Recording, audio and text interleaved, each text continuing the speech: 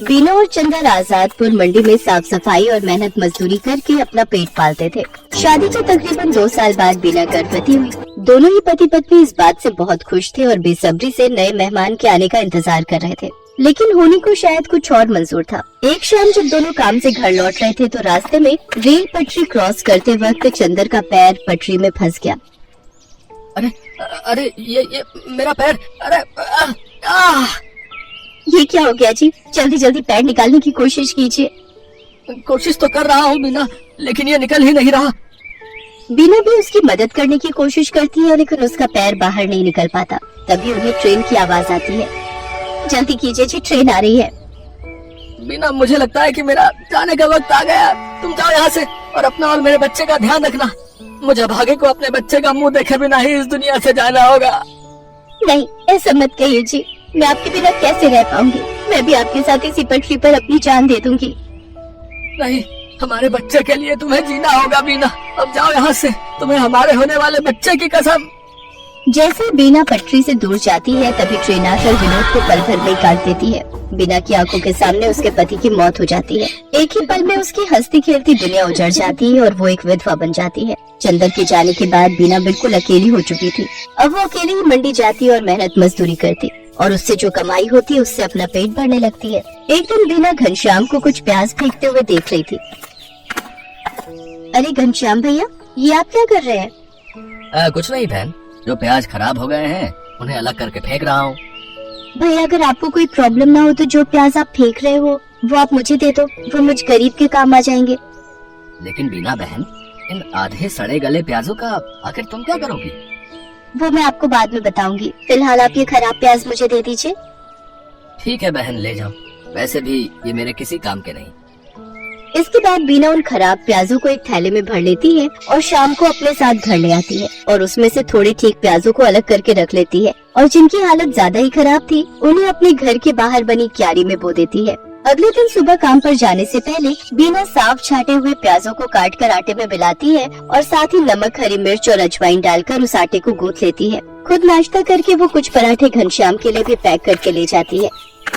ये लो घनश्याम भैया, आपसे जो कल प्याज लेकर गई थी उनसे मैंने प्याज के पराठे बनाए हैं, जरा आप भी चख कर देखो। रोज दाल चावल खाकर आप बोर हो गए होंगे ना? बीना बहन, हम गरीबों के नसीब में तो दाल चावल और सूखी रोटी ही होती है, भला उससे भी क्या नाराज होना। अच्छा लाओ, तुम इतने प्यार से प्याज के पराठे बनाकर लाई हो तो खाकर देखता हूँ। घनश्याम को बीना के हाथ के बने प्याज के पराठे बहुत पसंद आते हैं। ऐसे ही कुछ समय बीत जाता है। बीना को अब 7वां महीना लग गया था, जिस वजह से वो मजदूरी नहीं कर पा रही थी, जिस वजह से उसके घर खाने पीने की तंगी हो गई थी। ऐसे ही एक रोज जब वो खाना बनाने जाती है तो देखती है कि राशन के सभी डिब्बे खाली हैं। हे भगवान, एक बार को मैं तो भूखी रह लूंगी, लेकिन मेरे अंदर पल रही ये नन्ही जान कैसे भूखी रहेगी? इस हालत में तो कोई मुझे काम भी नहीं दे रहा, अब क्या करूँ? हाँ, याद आया, अपनी जमीन में थोड़े प्याज उगाए थे ना, क्यों ना उनको निकाल लूं? वो अब पूरी तरह पक गए होंगे। बीना उन प्याजों को निकालती है और पड़ोस से थोड़ा आटा उधार मांग कर ले आती है। उसके बाद स्वादिष्ट प्याज के पराठे बनाती है। उसके पराठों की खुशबू को सूंघते हुए उसकी पड़ोसन आरती वहाँ पहुँच जाती है। अरे वाह बीना, तेरे घर से तो बड़ी ही अच्छी खुशबू आ रही है। आखिर क्या बनाया है तूने? कुछ नहीं बहन, ये प्याज के पराठे बनाए हैं। लो, तुम भी खाकर बताओ कैसे बने हैं। वाह वाह वाह, क्या स्वाद है बीना तेरे हाथों में। अरे इतने अच्छे पराठे तो ढाबे वाला भी नहीं बना पाता। मैं तो कहती हूँ तू प्याज के पराठे का एक ठेला लगाकर बेच और पैसे कमा। जब ऊपर वाले ने तुझे इस हुनर से नवाजा है कि तू इतना अच्छा खाना बना लेती है तो इसका फायदा उठा। उसकी बात बीना को सही लगी और वो मदद के लिए घनश्याम के पास जाती है। घनश्याम के पास एक पुराना ठेला था जिस पर वो गलियों में जाकर प्याज बेचता था, लेकिन जब उसने मंडी में खुद की दुकान ले ली तब से वो ठेला बेकार ही खड़ा रहता था। घनश्याम वो ठेला बीना को देने के लिए तैयार हो जाता है। घनश्याम शाम को अपना पुराना ठेला लेकर बीना के घर पहुंचता है। ये लो बीना बहन, इसकी मरम्मत मैंने करवा दी है, अब तुम इसका इस्तेमाल कर सकती हो। आपका बहुत बहुत शुक्रिया घनश्याम भैया, आपका ये एहसान मैं कभी नहीं भूलूंगी। अगले दिन सुबह जल्दी उठकर बीना सारी तैयारी कर लेती है और मंडी में जाकर अपने प्याज के पराठों का ठेला लगा लेती है। लेकिन काफी देर तक जब कोई ग्राहक नहीं आता तो वो सोचती है, हे भगवान, दिन ढलने को आ गया लेकिन अभी तक एक भी ग्राहक नहीं आया। अगर ऐसे ही चलता रहा तो मैं अपने होने वाले बच्चे को क्या खिलाऊंगी? लगता है अब बिजनेस चलाने के लिए कोई तरकीब लगानी होगी। एक काम करती हूँ, कम दाम करके बेचती हूँ। एक बार मेरे पराठों का स्वाद सबकी जुबान पर चढ़ गया तो वो कहीं और जा ही नहीं पाएगा।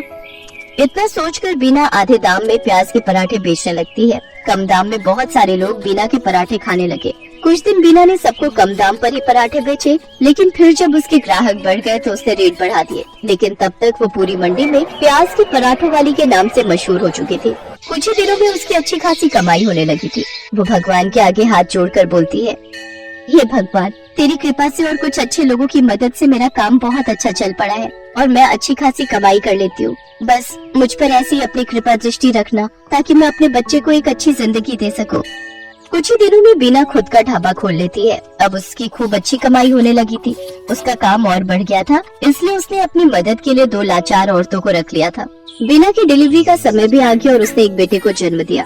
महीने भर का रेस्ट लेने के बाद वो वापस काम पर जाने लगी और अपने साथ अपने बच्चे को भी ले जाती। अब वो काम संभालने के साथ साथ अपने बच्चे की भी अच्छी परवरिश करने लगी और खुशी खुशी उसके साथ रहने लगी।